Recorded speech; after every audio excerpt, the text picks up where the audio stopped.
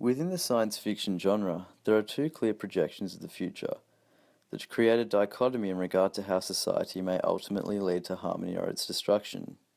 These are a utopian society, an idealized version of the world, in which social, religious, and political ideals have reached a point of amalgamated harmony, where each individual in society can fulfill their ultimate potential and live with security and without fear of persecution.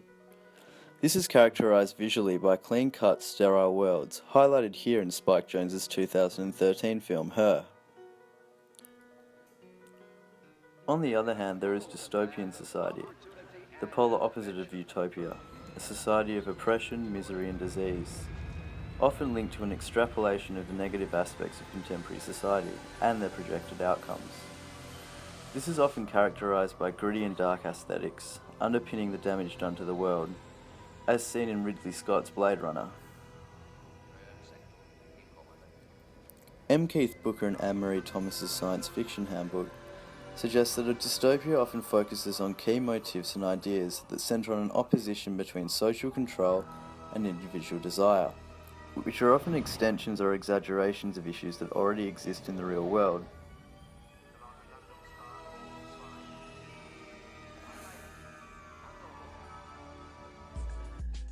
Ray Bradbury's Fahrenheit 451 and Kelly Sue Donnick and Valentine Delandro's Beach Planet are two examples of a dystopian future, and can be seen to serve as evidence regarding this idea of an exaggeration of issues that already exist. This video will examine key themes that intertwine within each narrative, including freedom of expression, gender oppression, censorship, and the ignorance-knowledge paradigm, relating them to examples that are currently present in contemporary society. Fahrenheit 451 centres around the regulation of information by the government and its ability to dictate the course of society through censorship. It is a bleak example of the effect of oppression, a key facet of dystopian society. Early in the narrative, Montag's interaction with Clarice McLennan really emphasised the ignorance-knowledge paradigm. On one side, we were introduced to Montag, a book burner, a representation of the extreme censorship and control present in Bradbury's version of dystopian society. And on the other hand, Clarice, a personification of curiosity, a question asker who feels the world has more inherent meaning, most crucially serving as a catalyst for the choices that shape Montag's destiny throughout the narrative. This is beautifully described by Bradbury, with Montag's inner monologue questioning his happiness, stating that he wore his supposed happiness like a mask, and Clarice, through stimulating his own curiosity, had run across the lawn and there was no way of going to ask for it back.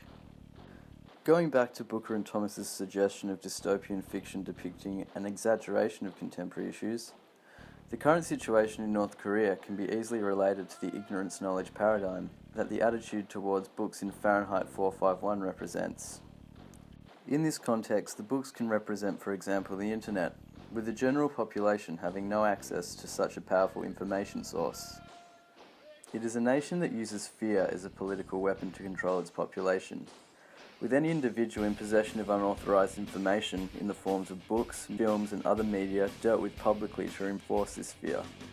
A clear parallel to the burning of houses and their occupants in Bradbury's novel. You can almost see Montag's escape of the city at the end of the story as a parallel to a North Korean escaping across the Chinese border, with him looking back at the crumbling city and the realization of the freedom he now has. Kelly Sue Donnick and Valentine Delandro's Beach Planet can also be linked to the notion of dystopian fiction exaggerating current issues present in society. As with Fahrenheit 451, the overarching theme can be seen as a regulation and control by an omnipresent governmental body, in this case specific to women. Challenges to this governmental body are described in the comic as being non-compliant actions by females. This links to issues relating to identity and race. One key facet of the narrative of Beach Planet can be its response to society's unrealistic and narrow-minded perception of what it means to be a woman. The character of Penny Roll exemplifies this notion.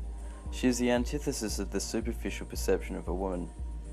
There is a highly evocative scene within Beach Planet Volume 3 in which Penny is put up against a self-actualization machine.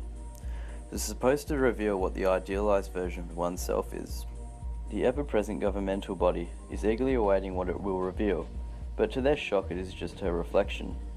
It is an effective response to the real-life issue of gender image in society.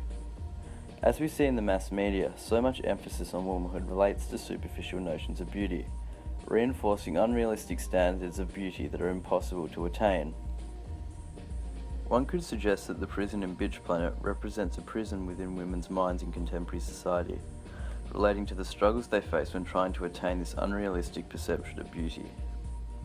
In conclusion, Fahrenheit 451 and Bitch Planet both are effective examples in illustrating M. Keith Booker and Anne-Marie Thomas's view of dystopian society, exaggerating real-world issues. They both continue to pinpoint relevant and real issues that are present in contemporary society, and serve as warning to the irreparable consequences that could occur if issues such as censorship, gender oppression, and control by the government reach exponential heights.